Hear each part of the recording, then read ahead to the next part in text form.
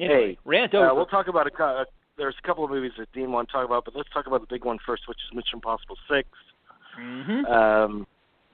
I'll just say that I like this franchise a lot, and I think they've done great things in this franchise, and I think the ending of this movie lives up to the reputation that this franchise has made for itself. The ending is spectacular, but I don't think it's the best action movie in years, like these people have been saying. Like every critic, I don't think it's the best of the series. I think it's good, and I think the ending wows you. But to be honest, and I hate to say this because I know how hard they work, you know. To be honest, some of that stuff would have looked just the same if they did it green screen. But I know that the perception, knowing that he did it for real, does make a difference in the audience. I mean, it feels like, I don't know, maybe more at stake. But like the Halo jump, I think. I mean, there was enough special effects in that scene to begin with the lightning storm and the clouds and everything else, that I think they could have done that on green screen and it would have been just as effective. But it's knowing that he really did that adds to the scene, I guess. But the stuff of him hanging off the side of a helicopter, I mean, that shit's real. I mean, you could tell that's real. That it wouldn't have looked as good if it were faked. And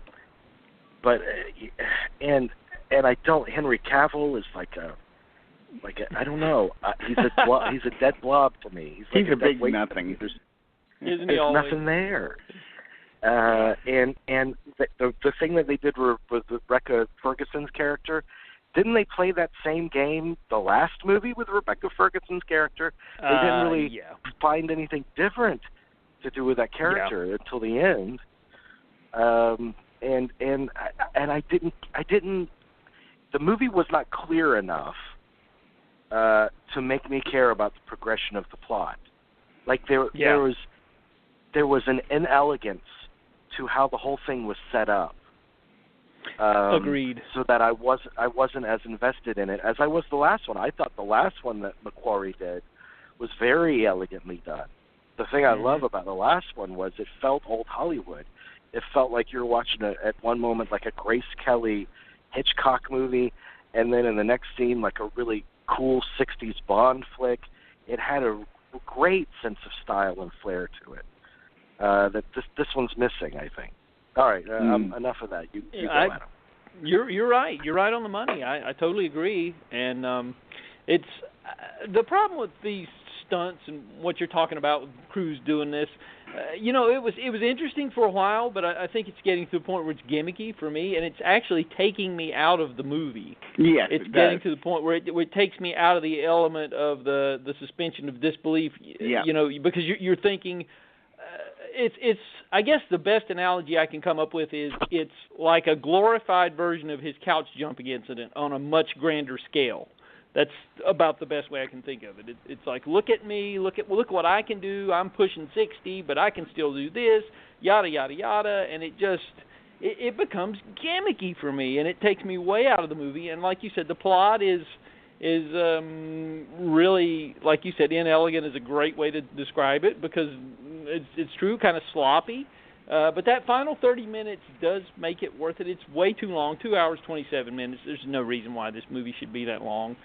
But, you could see a lot worse movies for sure. But yeah, it's not nearly in the class as 4 or 5. I totally agree. And it's good but not great, and I don't get all this overpraising it, and people just seem to be glossing over the flaws for some reason. I don't know, but anyway. I personally don't care for the series. I don't like the original TV series it's based on. I find the original TV series to be confusing most of the time, and if the movies are confusing too, then that makes them perfect holders of that name. Yeah. Mission Impossible. Yeah, this is the only one I found confusing. Even the first one, I understood the broad strokes. This one, it's just so. And if you think too about the pedestrian nature of the opening, that's why it's a fine movie. But for people to say it's the best action movie in years, the last one opened with the jail breakout followed by the blowing up of the Kremlin.